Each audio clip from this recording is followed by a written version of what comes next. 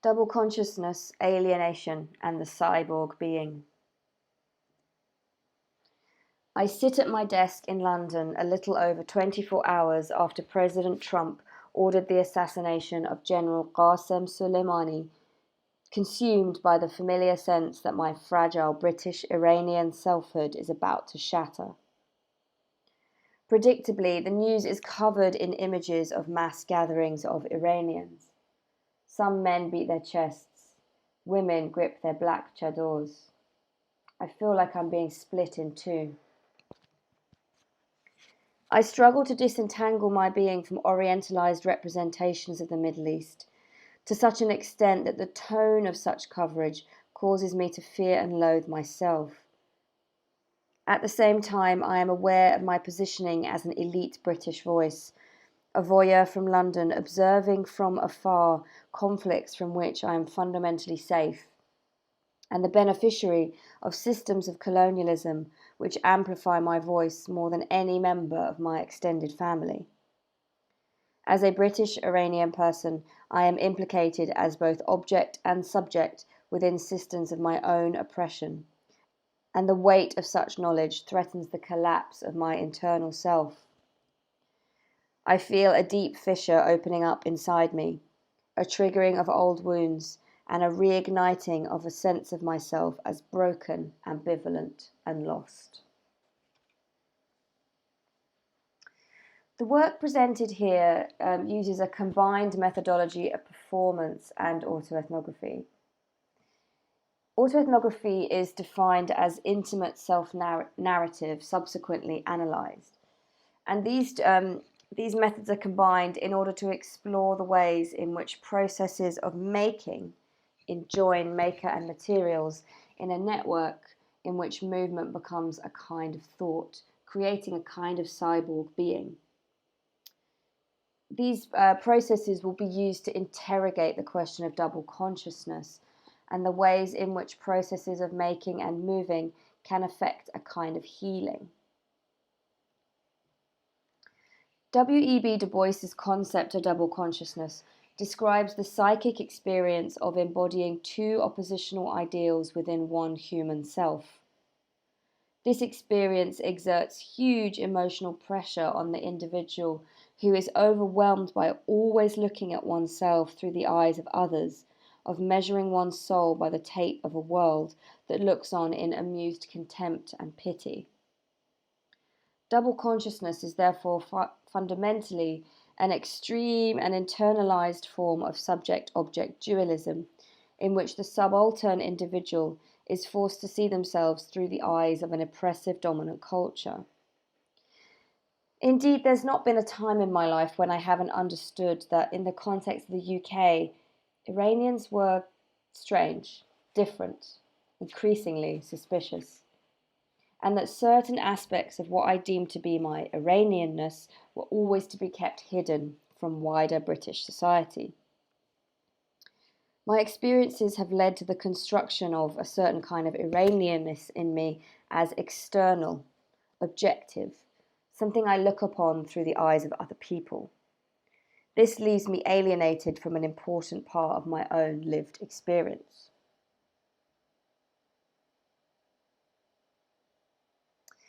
Inventory of My Life is a work that attempts to explore such issues through a relationship between myself and the santur, an instrument that is often coded as Iranian. It should be noted that there is nothing inherently Iranian about the santur. It's just a wooden box covered in wires. In fact, there's really nothing about it which is inherently anything, let alone a musical instrument. However, in the context of this piece, I engage with a particular becoming of the santur, which is my Iranianness, standing for an Iranian self which I experience as delineated, separate from me, which I look upon through the eyes of others. Relations between body and technology, myself and the santur, are central to this process. And the santur becomes a kind of prosthesis of my body, and my body becomes an extension of the santur in these processes through which I conceive and consider my double consciousness. Artist Rebecca Horn reflects on her own history of illness in order to consider the role of prosthesis or body extension. As she says, in 1964, I was 20 years old and living in Barcelona, in one of those hotels where you rent rooms by the hour. I was working with glass fibre without a mask because nobody said it was dangerous, and I got very sick. For a year, I was in a sanatorium. My parents died. I was totally isolated. That's when I began to produce my first body sculptures. Thus, during a period when Horn was confined to her bed, she began to produce sculptures that would enable her to touch objects beyond the reach of her physical self. Her extensions, like her finger gloves here, allow her to elongate the sensitivity of her fingertips such that she can feel objects that are far beyond her reach, thus increasing the reach of her perceiving self. Simultaneously, through processes of touch, her self is subsumed into the technology of the gloves. Gradually, the gloves become an extension of the body, and the body becomes an extension of the gloves. The same gestures enjoin body and gloves, such that over time, through processes of prosthesis and extension, the subject-object boundary between body and technology is dissolved. The reason that ongoing relations of touch dissolve the separation between person and thing is because long-term haptic engagement affects a correspondence between what Tim Ingold refers to as a maker and materials. For example, marble is not an inert object, a lump which merely waits for the artisan to come and activate it through processes of carving. And neither does the artisan come to the marble with a fully worked out idea of how they will carve it and all the intricacies of the final form it will take. Maker and materials join forces and correspond, following the flow of this relationship towards a new becoming, which may take the form of a statue. Touch and movement are key to this process of correspondence, such that it is haptic forms of engagement, feeling, bending, splitting, breaking, moulding, which enable maker and materials to join forces and act together within their correspondence. This entanglement of making and moving can be considered through dance theorist Maxine Sheets Johnstone's notion of thinking in moving. I am wandering the world directly in movement. I am actively exploring its possibilities, and what I perceive in the course of that wandering or exploration is enfolded in the very process of moving. Thus, bodily movement does not follow from thought or encapsulate thought. It is its own kind of understanding through which the world is both perceived and created. If making is a means by which materials and the artisan are enjoined, and if moving is central to this process, then thinking in moving allows us to understand the correspondence between maker and materials as a network in which gesture and touch become the basis for a kind of thought. This network enjoins artisan and materials such that the maker thinks through their materials and their materials think through them. So I'm now going to talk briefly about how this network functions in the piece. And I'm going to talk specifically about a section in which I play the santur with a very long piece of fishing wire. You can see here in the pictures the way that my body moves as I play it. And we go through 4 stages really that encapsulate the correspondence between my body and the santur during this process. I thread the heavily rosined wire under the 3rd highest pitch string on the santur and begin to gradually explore the sounds it produces. A range of sounds appear, fundamentals of various strings, differing partials, and a series of cracking, rumbling, and squeaking sounds. These sounds are new to me. I must listen carefully to work out where they are going.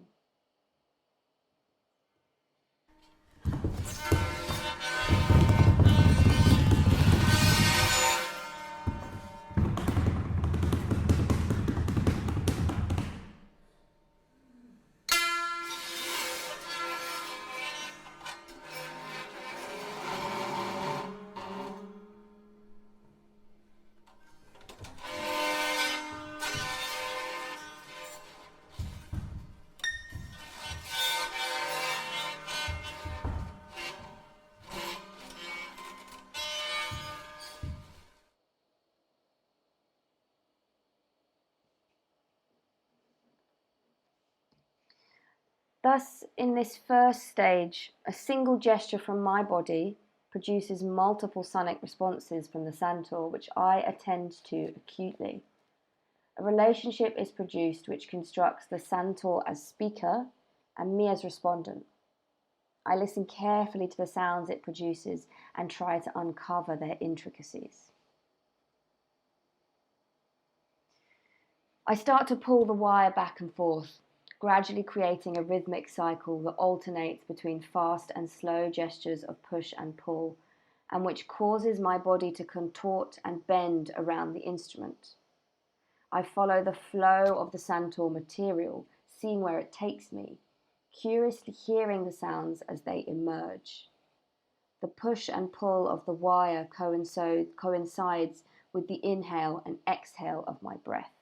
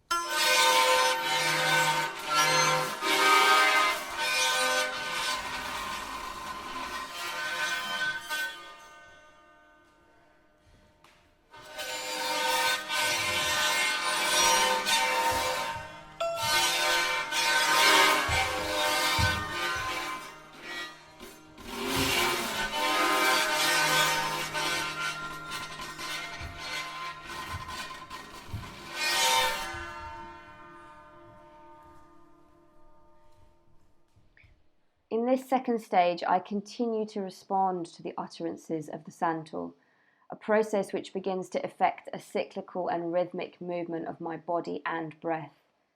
My gestures establish a flow of push and pull, a pendulum-like swing of my body around the Santor as central point.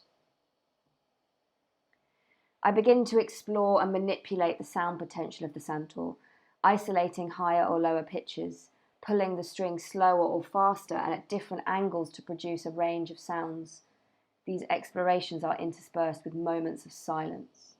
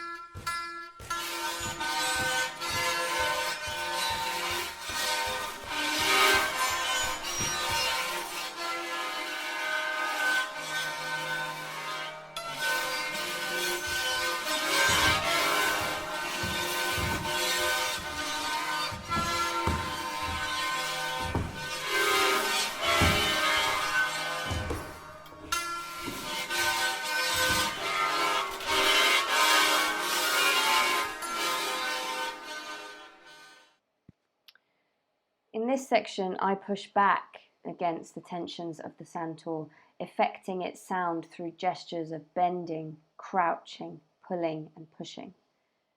My body begins to take on more of a speaking role. The rhythmic cycles become faster as my physical form takes more control of the production of sound. I focus in on the pitch of a particular partial and feel it vibrate through my body. As I exhale, this particular tone is released back into the instrument through the sound of my singing voice. The vibrations created by my voice send air back into the sound box, vibrating those same strings and partials which affected and produced my own singing.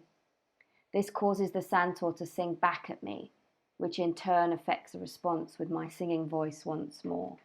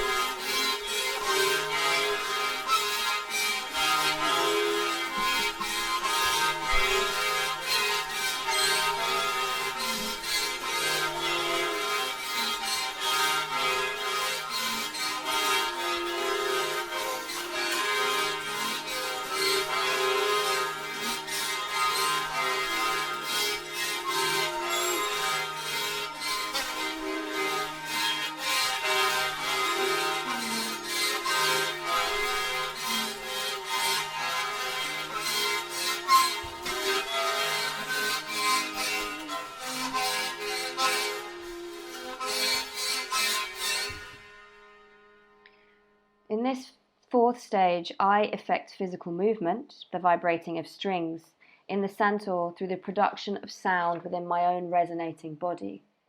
These sounds form out of the flow of vibrations from Santor to body, which are in turn instigated by gestures of my body. As such, vibration and gesture cycle between Santor and body in iterative and ongoing loops. At this point, relations of speaker and respondent have been overcome. The Santor thinks through me and I think through it, and movement forms the basis of this kind of thought. Santor and body function like a single organism, a messy network of wood, wire, bone and flesh, through which sound and movement flow like blood pumps through veins. We can observe how processes of touch and movement over these four stages cause the Santor and self to slowly become integrated into a singular cyborg being defined as the Santor self. This process occurs gradually and is preceded by a number of instances where the subject-object relation switches between Santor and self. At times, the Santor directs and forms the movement of the body. At others, the body pushes back against the Santor, forcing it to follow rather than lead corporeal movement. The flexibility of these roles is key to the construction of the cyborg being, such that there are moments when the Santor attains a new becoming as a prosthesis to the body, and others where my gestures are an extension of the material of the Santor. This produces a flexible, changing relationship in which the Santor thinks through me and I think through it, entangling us together in a network of becoming, producing a cyborg being. The processes described previously have profoundly therapeutic potential in relation to the dislocations of double consciousness. As mentioned, double consciousness is fundamentally an extreme and internalized form of subject-object dualism, in which the individual is forced to see themselves through the eyes of an oppressive dominant culture. My experiences of such forces have led to the construction of Iranianness as external, object, and ambivalent. I look upon myself as Iranian through the eyes of others, and this leaves me alienated from an important part of my lived experience. Within the context of Inventory of My Life, a performance which codifies the Santor as standing for a reified and bounded Iranianness, processes of haptic and kinesthetic engagement work to dissolve subject-object boundaries between self and Santor, effecting a radical unification. As such, the Santor self forms a singular vibrating entity which surpasses the dislocations and fissures brought on by my life experiences. My Iranianness is, of course, not an objective or external reality encapsulated by the Santor or any other object that I construct. It is not my ability to speak Farsi, my enjoyment of Iranian food, or my experience of being othered by British society. My Iranianness is not an entity from which I can be alienated, since there is no external reality of my Iranian self which is separate from my existence in and of the world. My Iranianness is a state of becoming, in which I am intertwined with my family, my community, my experiences, memories, and inheritances. It is created moment to moment in ongoing, iterative, and lived experiences. Central to my argument here is the fact that creative practice has a particular role in highlighting this reality. That is to say, haptic and kinesthetic forms of engagement have a capacity to encourage the self to attain awareness of an already existent sense of communion with the world, a notion which stands in direct confrontation to the splitting of double consciousness. Thank you.